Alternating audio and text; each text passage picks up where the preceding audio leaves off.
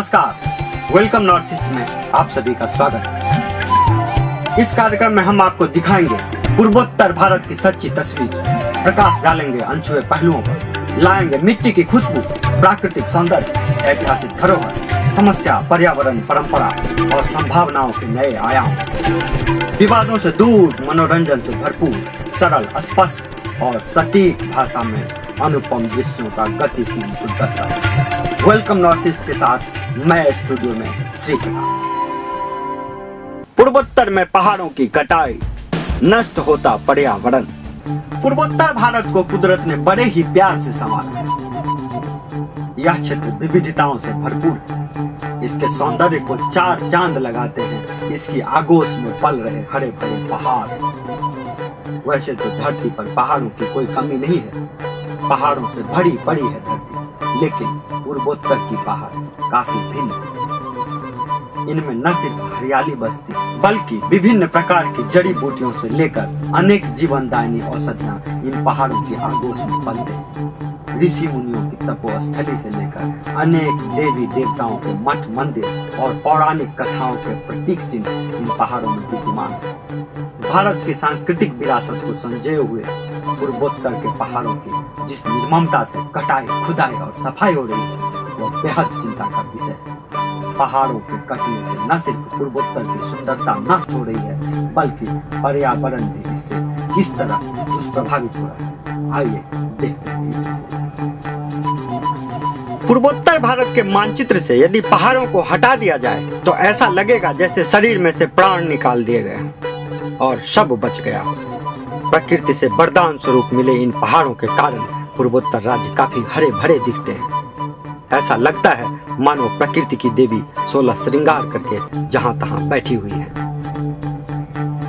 पूर्वोत्तर के 7 राज्यों को 7 बहनें कहे जाने के पीछे भी ये पहाड़े ही हैं जिन्हें आपस में बहनें कहा जाता है। लेकिन बड़े ही अफसोस के साथ कहना पड़ता है कि इन पहाड़ों की व्यापक पैमाने पर कटाई हो रही है।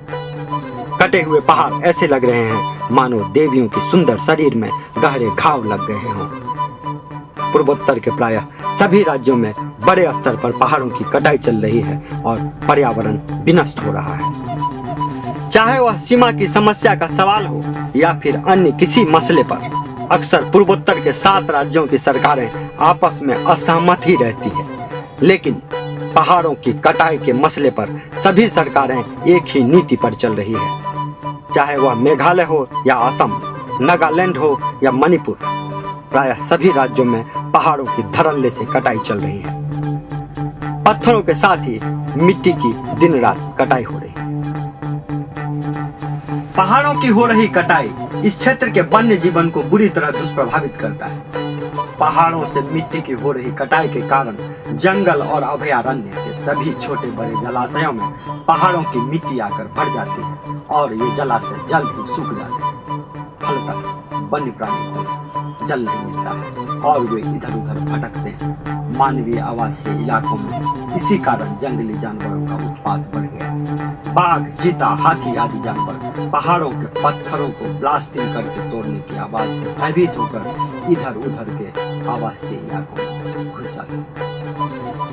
वन्य प्राणियों के आवासीय इलाकों में घुसने के कारण जहां गांव में अफरा तफरी मच जाती है, वहीं व्यापक पैमाने पर जान माल की क्षति होती है और वन्य प्राणी की बेमौत मारे जाते हैं। सबसे बड़ी त्रासदी तो यह है कि विश्व प्रसिद्ध डिपरबिल के किनारे स्थित पहाड़ों को जिस तीव्रता से काटा जा रहा है वह न सिर्फ इसके सौंदर्य को विनष्ट कर रहा है बल्कि पत्थरों के कटने से उत्पन्न होने वाली तीव्र ध्वनि के कारण डिपरबिल में आने वाली ट्रांस साइबेरियन से लेकर तमाम प्रवासी पक्षियां आतंकित होकर लौट कर चली जाती हैं। साथ ही यहाँ की प्रवासी पक्षियां भी नहीं रह पाती।